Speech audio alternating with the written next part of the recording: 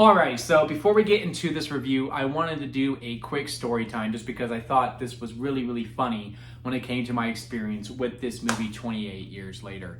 And that is, during the film, early on, luckily this happens early on within the film, that the picture becomes a little bit unfocused. And when I say unfocused, the best way I can explain it is that if you've ever been to a 3D movie and you took the 3D glasses off to see how the screen looked without the 3D glasses, it kind of looked like that.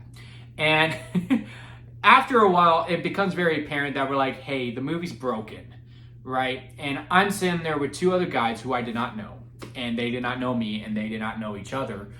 We all got to know each other a little bit afterwards because, you know, we had this bonding moment between us. That once the movie pauses, we kind of just looked at each other and went, hey, well, one guy says, hey, can I be honest with y'all?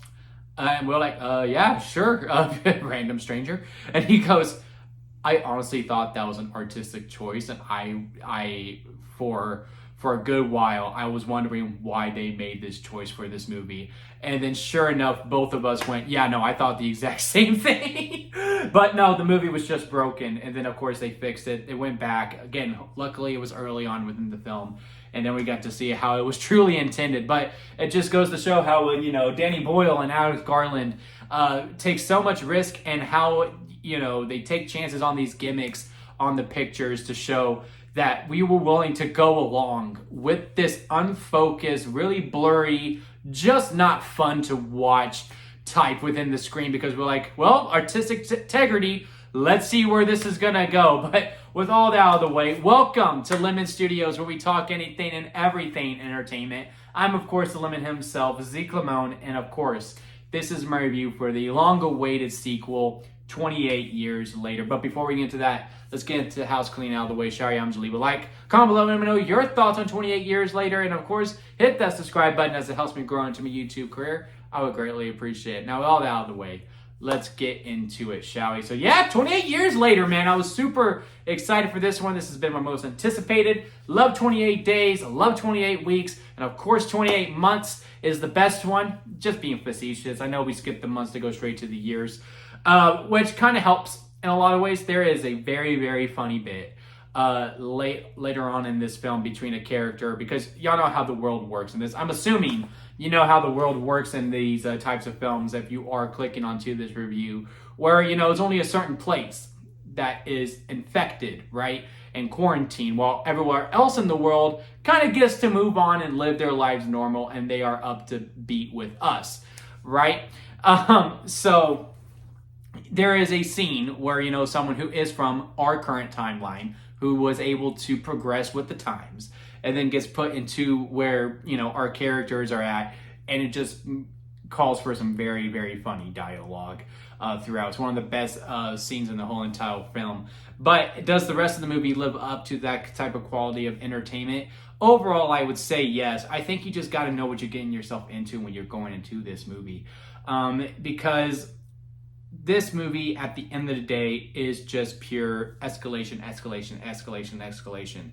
And if you were to come to me and say, hey, there's not really an ending, I feel like I just watched the whole first act, I wouldn't necessarily fully disagree with you, but I do think there is a 3-act structure. I mean, there is a clear indicator on where they want this chapter to end. But it is clear that this is only a chapter of the overall story. I mean, they haven't sugarcoated it. They have made it known that they want to do 3 movies of this. And the second one is already done, and I think they're waiting to see how this one does at the box office before they greenlight the third one. So yes, in a lot of ways, this is just escalation and build and build and build and build. And that is a detriment to the movie in some degree. But overall, I had a really good time with this. I think this had one of the best openings ever to a movie. I mean, the whole first act, really, not just the opening, but the whole first act is a lot of fun, a real riot, a little bit scary. You get, you know, it's like a kind of the tale of two halves. It's a father and son story at first, and then the second half, it becomes a mother and son story throughout the rest of the film. And I would say the father and son dynamic kind of intrigued me more than the mother and son dynamic, because before we meet our new character, right, that where I say, hey, very, very funny scene. And then, of course, Ralph Fiennes comes in later, then the movie's elevated quite a bit. It's everything in between that. After we get done through this amazing first act, this opening, the transition to the second act, and then as we are progressing through the second act, and then until the second act's about to wrap up, I feel the movie like scooting its feet quite a bit, and it doesn't have that tempo, and it doesn't have that urgency that it had early on within the film and later on within the film. There is a lot of things addressed in this movie that are very, very intriguing, but it's clear that those won't get fully addressed until later on, hopefully within the next movie that I do believe comes out next year that I cannot wait to see. There is added lore to the Infected. There is something brand new that they can do that is very, very intriguing. We won't be able to fully explore that until later on within this story, so either in part 2 or in part 3. That community that we see in the trailers, which, by the way, one of the best trailers of all time, right?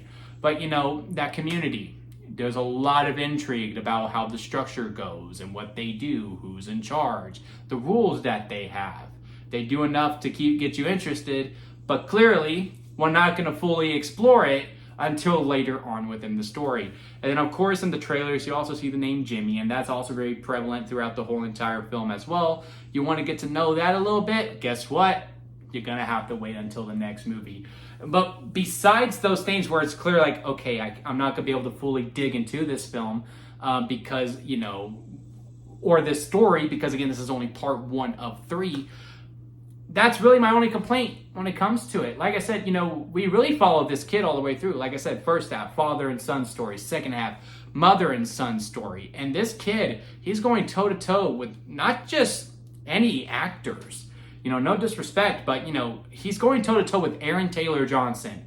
And he is able to go toe-to-toe. He's going toe-to-toe with a Jodie Comer. And again, is able to keep up. And then, of course, Ralph Fiennes is in a league of his own, and guess what? This kid can keep up with it too. So if this kid, and I really wish I got his name, but if he wants to take acting very seriously, and he wants to make this his career, oh man, the sky's the limit for this guy. Again, if this is something that he truly wants to do, he's going to have a phenomenal career later on within his future. But yeah, again, besides these whole gripes that I have, that this is clearly part 1 of a trilogy that they want to set out foot, which I do think they're going to get. My theater was very packed, even with the whole problems that we had early on within the film. Everyone was still willing to just sit and watch. The cinematography is really good too, despite this. I heard it was all filmed on iPhone 14s, which is really cool. Sometimes you can tell, sometimes you can't. Most of the time you can't. Sometimes I was like, yeah, that looks like an iPhone. that looked like the lens couldn't handle what was going on through that. Some of the editing with how the cuts go, I think that was due to limitations with them using iPhones. But still very cool to see. The gore was gory when it was there. The Infected are more scary than they've ever been. Again, I would have liked to know how are they able to survive this long, which again, I think is something that's going to be explored in a future film, especially with some of the things that got added within this. Because you're talking about 28 years later, and that it was just kind of waiting for them to die out. And the fact that they haven't, it's very, very intriguing. But yeah, a lot of intrigue, a lot of interest. The acting is phenomenal. The cinematography is phenomenal. The script was good. Besides the second act, again, I do feel like it was scooting their feet a little bit. This really did feel like, hey, we know how we want to start this story, and we know where we want to end this chapter off to lead into the second chapter. But what did we do in the middle? I don't know. That's kind of what it felt like to me. But overall, again, I had a good time at the movies, and I think you will too if this is your type of thing. They probably already had your ticket anyway, and it has a lot of people's tickets already. But let me know what y'all think about it down in the comment section. Leave a like if you made it this far within a review. I do greatly appreciate it. And my final rating for the film, where it goes sour with lemon at the bottom, bad movie. Expired store-bought lemonade, bad movie, but hey, there's some good in it. Store-bought lemonade, good, but hey, there's some bad. Lemonade, it's a movie. Freshly squeezed lemonade, because and minor problems. And then strawberry lemonade at the very top, because that is the best kind of lemonade. I would say 28 years later is really upper tier lemonade, but like very flirting with freshly squeezed lemonade. Again, the only thing that holds it down is because a lot of things are left on the cutting room floor that I at least hope that we explore in a future sequel.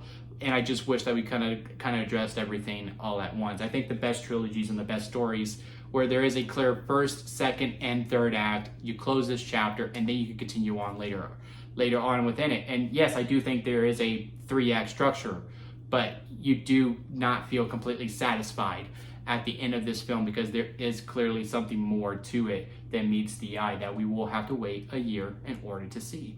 But besides that, if this felt more like if it did feel more like a close to the movie, like it felt like an ending, then yes, it would have been freshly squeezed lemonade, but it just didn't to me. But yeah, those are my ratings on it. Hit that subscribe button as we do progress into this. Ironheart's about to kick up, so follow me for that. And until next time, guys, I'll see you here at Lemon Studios.